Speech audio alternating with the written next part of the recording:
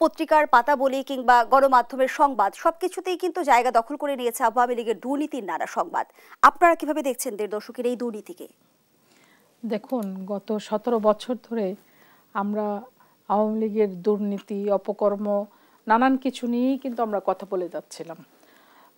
BNP যে ১৭ বছর ধরে যেই সংগ্রামটি চালিয়ে যাচ্ছিল বাংলাদেশের মানুষের ভোটাধিকার পুনরুদ্ধারের জন্য, সেই আন্দোলন চালিয়ে যাওয়ার সময়ে আওয়ামী লীগের যেই অপকর্মগুলো ছিল, দুর্নীতিগুলো ছিল, সব কিছু নিয়েই কিন্তু আমরা কথা বলেছি, সবসময়ই কথা বলেছি, কথা বলার চেষ্টা করেছি, সোচ্চার থাকার চেষ্টা করেছি। সেটা যতক্ষণ আমরা সংসদে ছিলাম আমরা সংসদে বলেছি, যখন আমরা সংসদে আর যাইনি সংসদের বাইরে আমরা কথা বলার চেষ্টা করেছি।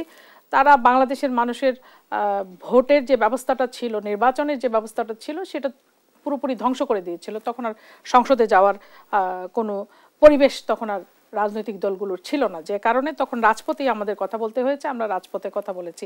আজকে সারা বিশ্ব সেই দিকে আঙ্গুল তুলেছে। আপনি যেটা বলছেন যে আমরা দেখেছি যে ফ্যাসিস্ট হাসিনার যে ছোট বোন শেখ রেহানার কন্যা তার টিউলিপ সিদ্দিক যুক্তরাজ্যে যে তার দুর্নীতি নিয়ে এখন সারা বিশ্বে সেটা তোলপাড় হচ্ছে।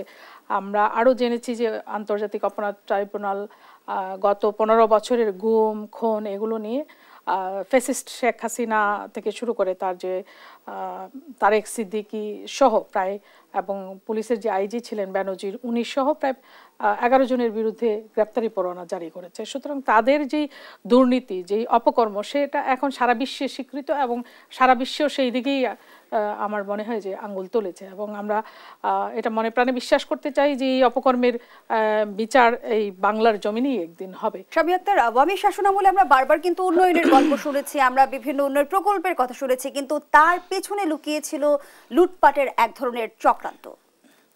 দেখুন, আমরা দেখেছি যে মুক্তিযুদ্ধ বিষয়ক জাদুঘরের যে একটা সম্মাননা ক্রেস্ট তারা দেওয়ার চেষ্টা করেছিলেন, যারা মুক্তিযুদ্ধে অবদান রেখেছেন তাদেরকে সম্মাননা ক্রেস্ট দেওয়ার জন্য একটা আয়োজন তারা করেছিলেন। সেই ক্রেস্টের যে স্বর্ণটা, সেইখানেও তারা ভেজাল দিয়েছিলেন এবং সেখানেও তারা চুরি করেছেন।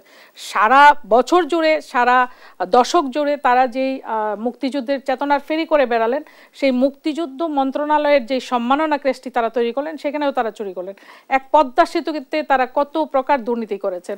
সেই রূপপুর পারমাণবিক কেন্দ্র থেকে শুরু করে সেই বালিশ কাণ্ড বলেন, সব জায়গায় তো তাদের মানে দুর্নীতির মচ্ছব। এবং সেটা তো সারা বছর আমরা বলার চেষ্টা করেছি, গত 17 বছর ধরে আমরা বলেছি। তখন আওয়ামী লীগ তারা মানে জিনিসটাকে তুচ্ছ তাচ্ছিল্য করে উড়িয়ে দেওয়ার চেষ্টা করেছে এবং বাংলাদেশের মানুষকে তারা বোকা বানানোর চেষ্টা করেছে যে বাংলাদেশকে তারা উন্নয়নের একেবারে মহাস্বর্গে পৌঁছে দিয়েছে। কয়েকটি ফ্লাইওভার নির্মাণ ছাড়া বাকি, এবং একটি মেট্রো রেলের এই যে শহরে মেট্রো রেল তারা চালিয়েছে, এইটা ছাড়া বাকি সব কিছুর মধ্যেই তো এইটার মধ্যেও দুর্নীতি আছে তাদের। এবং এগুলো মানে মানুষকে জাস্ট আইওয়াশ মানে মানে মানুষকে বোঝানোর চেষ্টা করেছে যে তারা মানে অনেক উন্নয়ন করছে দেশের মধ্যে। কিন্তু মোদ্দা কথা হচ্ছে মানুষের ভোটাধিকার হরণ করে, মানুষকে একদম তাদের অধিকার বঞ্চিত করে তারা একচ্ছত্র আধিপত্য চালিয়েছে এবং প্রতিটা সেক্টরে তারা দুর্নীতি করেছে। আপনি কোন সেক্টরে যাবেন, আপনি সেটা এডুকেশন বলেন, হেলথ বলেন, আপনি ইকোনমি বলেন, কোন জায়গাটায় তারা হাত দেয় নাই, কোন জায়গাটায় তারা দুর্নীতি করে নাই।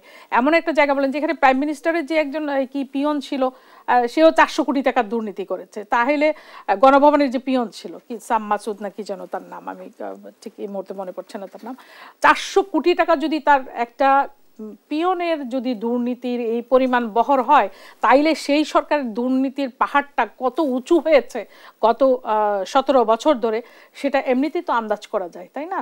তো এটা তো আর নতুন করে বলার কিছু নাই। যেই অভিযোগগুলো ইতিপূর্বে তাদের বিরুদ্ধে আনিত হয়েছে, তারা আয়নাঘর করেছে, তারা গুম করেছে আমাদের বৃহত্তর সিলেটের নেতা এম ইলিয়াস আলীকে তারা গুম করেছে, এরকম সারা দেশে বিএনপির বহু নেতাকর্মীকে তারা গুম করেছে।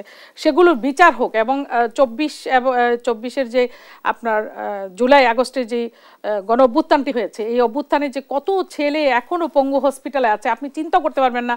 আমি আমার মায়ের চোখ অপারেশন করতে গিয়েছিলাম ইস্পাহানি চক্ষু হাসপাতাল, যেটা ইসলামিয়া চক্ষু হাসপাতাল।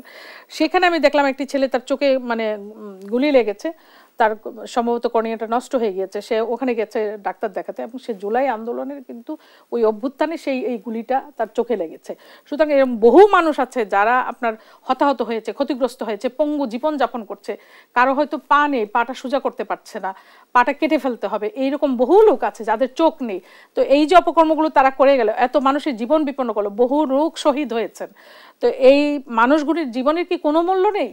একটা সরকারকে সরাতে এত মানুষকে জীবন দিতে হলো, এই যে অপকর্মগুলো হলো, এটা তো বিচার হতে হবে, এবং এই বিচারের জন্য একটি নির্বাচিত সরকার দরকার, যার একটি যেই সরকারের প্রতি জনগণের ম্যান্ডেট থাকবে, মানে জনগণ দ্বারা নির্বাচিত একটি সরকার ব্যবস্থা দরকার, গণতান্ত্রিক সরকার ব্যবস্থা দরকার, যারা এই বিচারটি সংগঠন করবে, মানুষের ম্যান্ডেট নিয়ে এই বিচারটা তারা বাংলাদেশই সংগঠন করবে।